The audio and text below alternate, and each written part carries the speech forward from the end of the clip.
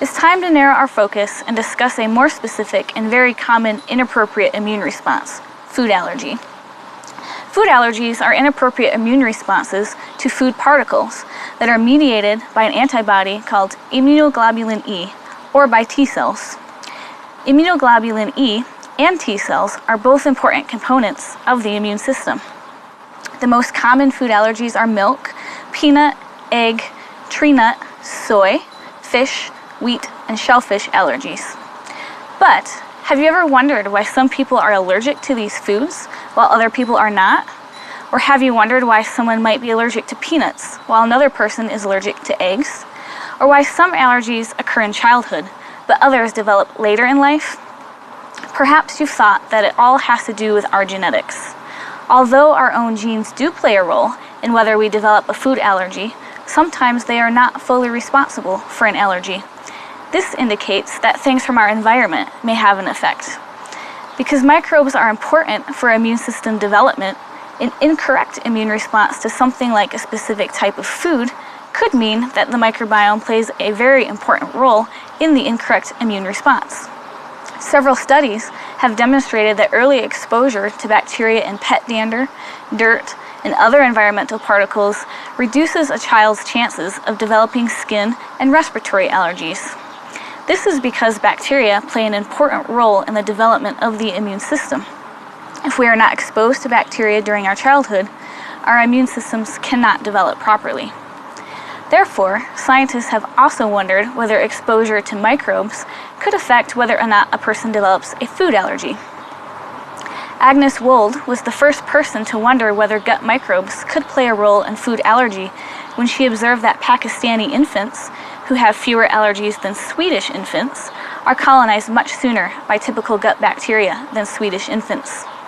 This delayed colonization is likely due to the Western lifestyle of Swedish people compared to the less hygienic lifestyle of Pakistani people, which exposes them to a more diverse microbial community. Importantly, this delayed colonization could compromise the immune system and affect the infant's ability to properly react to food particles, and eventually cause food allergy. According to Dr. Sarkis Mazmanian, bacteria's role in allergy development can be thought of as flipping a switch. Bacteria in our digestive tracts flip important switches that enable correct immune responses.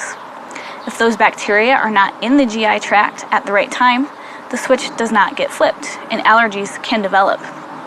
This may explain why Pakistani children who are colonized with switch-flipping bacteria sooner than Swedish children develop allergies less often. Molecules called toll-like receptors, which recognize foreign molecules such as bacterial proteins, appear to be an important immune switch flipped by bacteria. Mice that do not have toll-like receptors are much more susceptible to food allergies. Mice with a properly functioning toll-like receptor that are treated with antibiotics are also more prone to develop food allergies, which is highly suggestive that intestinal bacteria play an important role in the development of food allergies. However, not all bacteria flip the toll-like receptor switch, suggesting that the relationship between host genetics, the microbiome, and food allergies is quite complex. A study by Novel Rivas et al. Demonstrated that in mice with a genetic predisposition for food allergies are associated with a specific gut microbial signature. Firmicutes are decreased, and proteobacteria are increased in allergic mice with a genetic predisposition for food allergy, but are unchanged in mice without a genetic predisposition for food allergy. As discussed a few weeks ago, germ-free mice are a useful tool for studying the microbiome. Germ-free mice are born without bacteria in their bodies.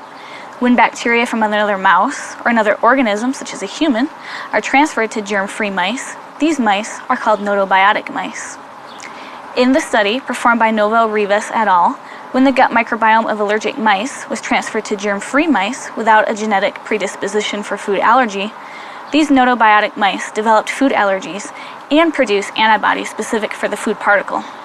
So, microbiome imbalances seem to promote food allergies, especially in genetically predisposed individuals. So, next time you are wondering about food allergies and why some people get them and some do not, remember that food allergies are the result of a complex relationship between our own genetics and the microbes that live within us, And remember the old adage that a little dirt never hurt.